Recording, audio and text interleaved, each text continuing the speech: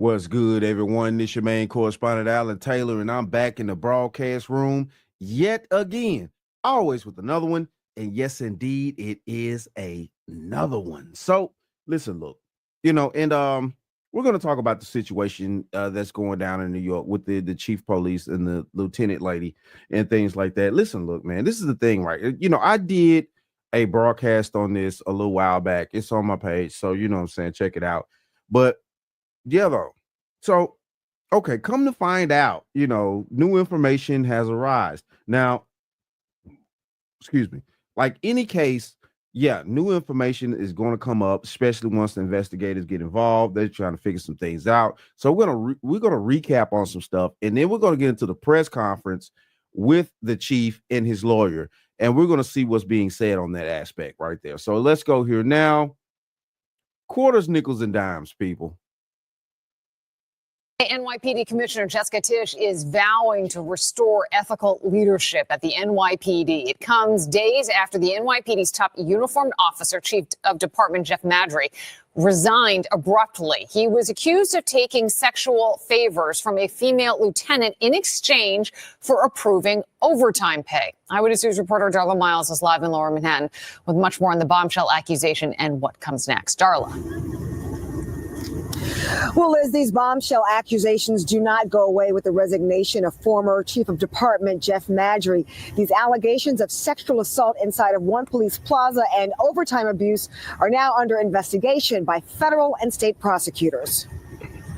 We are consciously and decisively turning the page to ensure that we always match the lofty ideals and values that make this department the envy of the world. At a promotion ceremony Monday morning, Police Commissioner Jessica Tisch not calling out anyone by name, but it seemed pretty clear what she was talking about. When I first made captain 21 years ago, I was assigned out here in Brooklyn South. Chief of Department Jeffrey Madry abruptly stepping down over the weekend after Lieutenant Quathisha Epps filed an EEOC complaint saying between June 2023 and December 16th, 2024, Madry exploited her emotional and financial vulnerabilities, as well as her history of childhood trauma, in order to coerce her into performing unwanted sexual favors.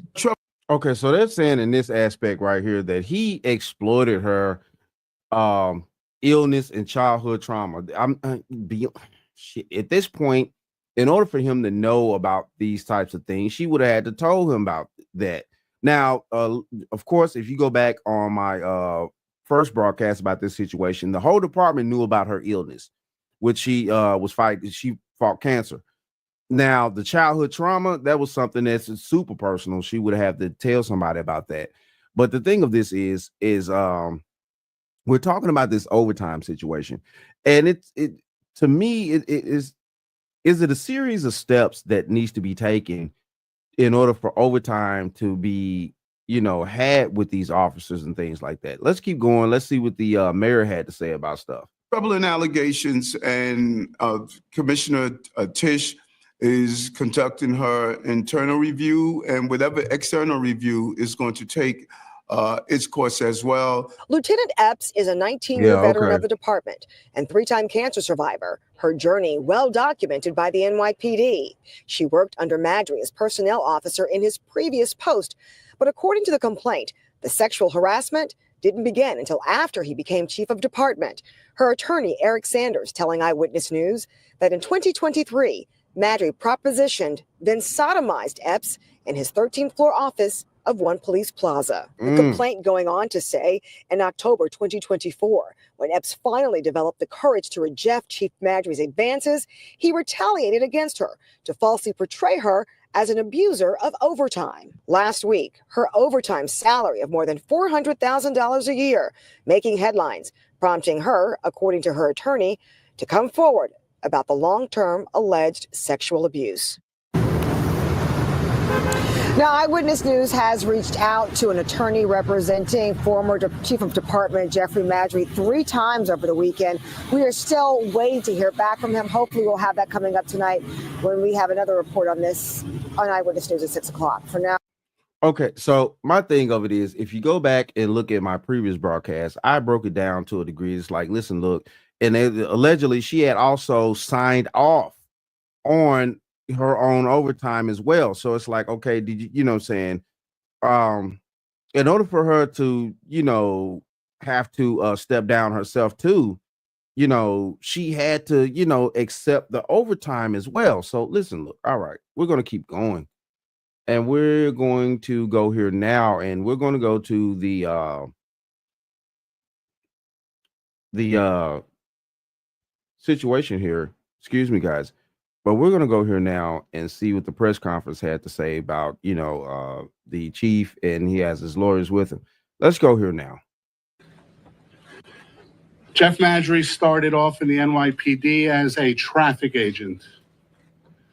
In his over 34 years with the NYPD, he worked himself up from traffic agent to police officer to sergeant to lieutenant, all the way up to the highest ranking uniformed member of the NYPD, chief of department.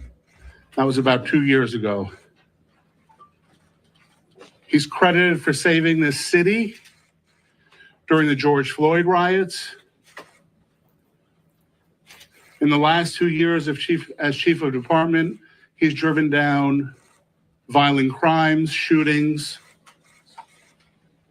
homicides. Through his work in supervising the operations of the approximately 33,500 uniformed police personnel of this city. He's a beloved member of every community he served, community he lives in. And if you ask any cop, they'll tell you he's a cop's cop. Last Friday, December 20th, there was a complaint filed in the Office of Employment Opportunities setting forth certain allegations by a Lieutenant Quatisha Epps against Chief Madry. Those allegations included sexual abuse, taking advantage of her fragile situation, and using overtime to pay for sexual favors. We can tell you now, those allegations are a lie. They're not. Now, before they dive deeper, like I said, I just can't see. Now, I understand out here in today's society, it's a lot of crazy people and things like that, though. But I just can't see a man actually, doing something like this with a woman that's, also battling cancer and things like that. Now, like I said before, I know it is some sick people out here. Do not get me wrong. I know it is. But just from a logical standpoint, from my logical standpoint, you know what I'm saying? Like, it's Jesus Christ. That makes no sense to me. You would, hurt somebody that's already hurt. Not to say that you're supposed to hurt anybody, because you're not. Are you not supposed to leverage anything like that over anybody's head? You know what I'm saying? Like, no, but yeah, that just, to me, that just adds an extra layer of something on top when a person is, fighting something like that. But listen, look, we're about to keep diving, and we're about to see what's actually going on here, because I haven't dove deep off in this thing yet. I just checked out a few things. So we're going to keep going here, people. Quarters, nickels, and dimes. Not true. We deny every aspect of them. We'll tell you right now that Lieutenant Epps, since October of this year, has been under investigation by the Internal Affairs Bureau of the NYPD for putting in for overtime she never completed. So she's under investigation for stealing time and putting in for overtime that she never worked. Right. So she is under investigation herself, right? And that's what I revealed in my first broadcast on this situation right there, that she is under investigation herself. So, she's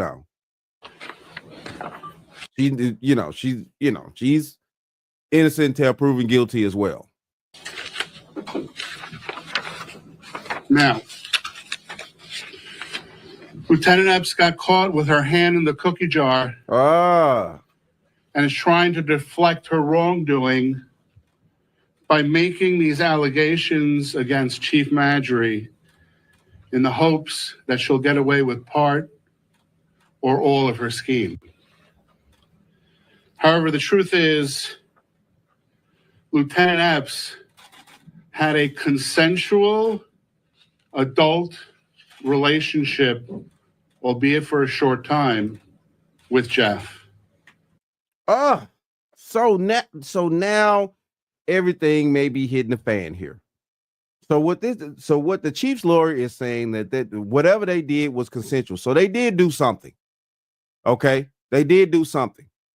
And obviously it was consensual. So now the thing of this is what the lawyer is trying to play is that the fact that, of course, she's trying to come out now because she got hemmed up first for the overtime.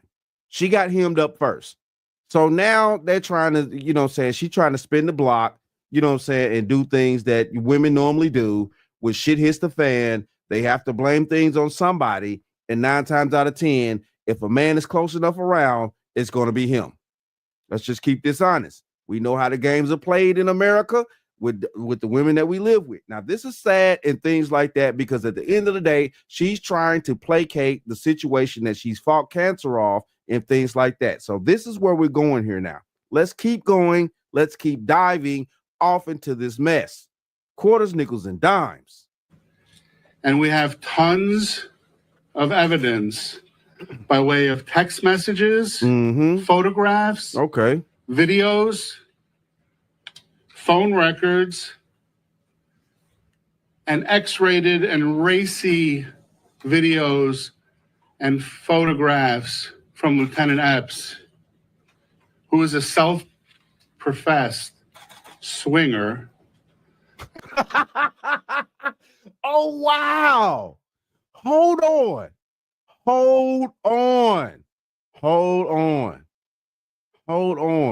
Yo, hold up.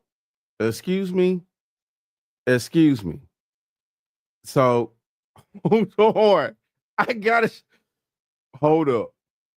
So, let me go right here. So, this lady right here, from what the chief's lawyer is saying, she's a self-proclaimed swinger, defeated cancer. I mean, you try to have sympathy out here, especially when you hear anybody that's either battling a internal illness or defeated internal illness and things like that. And shout out to anybody that ever, battled cancer or defeated cancer and things like that. Shout out to you guys. Seriously, I get it. My mother died from pancreatic cancer. So yes, I get that. It is a serious situation. I'm not denying that for anybody, male, female, it don't matter to me. The cancer is a serious situation. But, this is not where we're at right now. She's at a point right now to where she's actually spinning blocks around here and accusing people of doing things that they haven't done. And apparently the chief is coming up with all types of receipts around this motherfucker. The chief coming up with receipts around this motherfucker. So, hey, let's keep going. We got to dive deeper. And we have all this evidence because she sent it to Chief Madry in her attempts to have him begin a relationship with her. Wow. Now, going to the overtime aspect of this case, we want to set the record straight so that everyone understands how overtime works in the NYPD. There is a system of checks and balances in place so that overtime can't be stolen. But let me tell you right now, Chief Madry is not a part of that checks and balance system. Chief Madry manages the day-to-day operations of 33,500 police officers in their fight on crime. Okay? Now, when a police officer or a member of the NYPD puts in for overtime, they have to fill out what's called a slip. That slip has to be signed. Okay, so we clearly see, if you can see it a little bit here, this is the slip. All right. By a supervisor. Okay. That supervisor is never a chief. There are people within chiefs' offices who are tasked with making sure that slips are appropriate and have to be approved. And that's where you see the bottom where they sign it. And here is the back of it,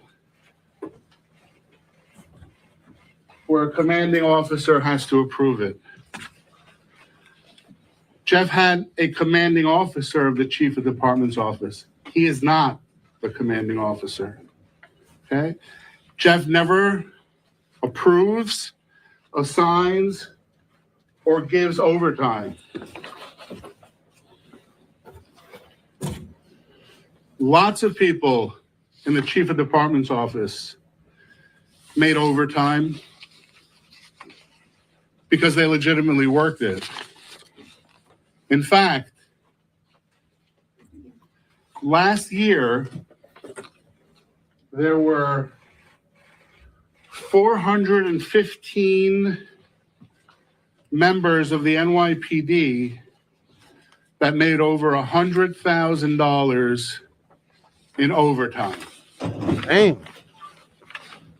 Okay. So New York cops making some bank. Now I get it. Living in New York, $100,000 overtime, stuff like that. That's probably no money for living in New York. I mean, let's just keep this honest. You know what I'm saying? I'm just being honest. But anywhere else across America without going to the major places in America, Florida, California, things like that, certain other little places, shit, you make $100,000 in overtime, man, Jesus Christ, you balling. If there is an issue with how that's billed or approved, that's not Jeff's responsibility. Now, Lieutenant Epps in 2023 made about $200,000 in overtime. And she knew she was being investigated. She applied to retire on December 16th. That same day, she attended the chief of department's Christmas party along with 40 of her colleagues, where she was smiling and thanking everyone for the cordial, congenial work environment they had. She even texted that night to the chief her gratitude. 2 days later, the Internal Affairs Bureau, we believe, suspended her for the issue with her overtime, which the decision to suspend her had nothing to do with Chief Madry. He didn't have a hand in it or a decision. Okay.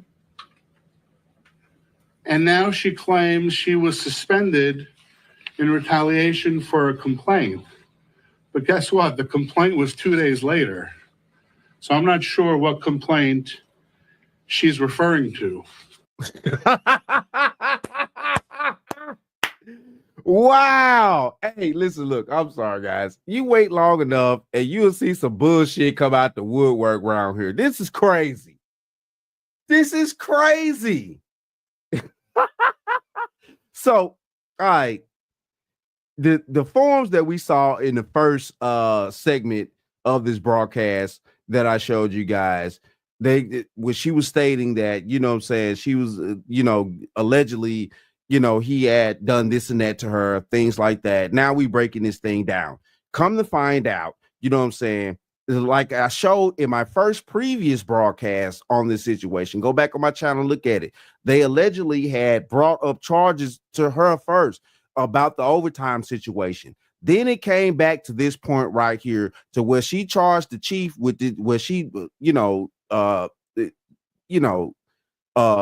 it down with it. She, the chief was doing something to her and things like that beyond her will. And it's coming out to light right now. It's coming out to the light that at the end of the day, though, the chief didn't even have anything to do with giving her the overtime that she actually have gotten and things like that. And, at this point, we're seeing the whole situation unfold. And this is how it goes sometimes, you know what I'm saying? And we know how women move. And I'm sorry to keep, saying troping on and beating a dead horse and things like that. But this is the facts right here.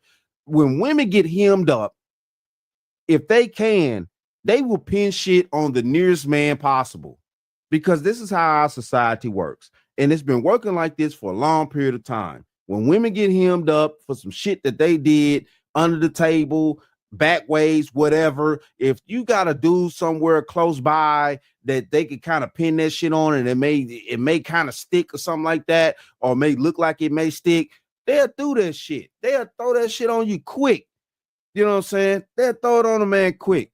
This is wild right here. So apparently the chief had nothing to do with signing off for this woman's overtime. Allegedly now they had a intimate relationship that was consensual. They got text messages, technically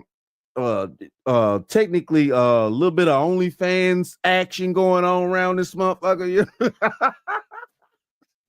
You know what I'm saying? Hey, listen, look. So allegedly, baby girl out here busting it down for a real one. She busting it down for a real one out here. Shout out to Anton Daniels. He came up with that. She busting it down for a real one. Hey, listen, look, I'm not gonna lie to you, man. You know what I'm saying? Regardless of whether, you know what I'm saying, her health situation, whatever, she's still a woman. You know what I'm saying? She still got needs and everything too. So it just is what it is at these facts, man. But this is wild right here. This is wild. And this is where we at. So yeah, allegedly now, excuse me, they got the evidence, phone calls, text messages, pictures, things like that. Listen, look, man, I'm trying to see how this thing is going to unfold. Real talk. Shout out to man, shout out to all this craziness that's going on. This is wild right here, but it is what it is, though. Shout out to all my subscribers. Mad love to y'all. If you're new to the channel, please hit that like, share, subscribe button. Make sure you ring that bell to be notified whenever I decide to post things. And like I always say, that, my friends, is the bottom line.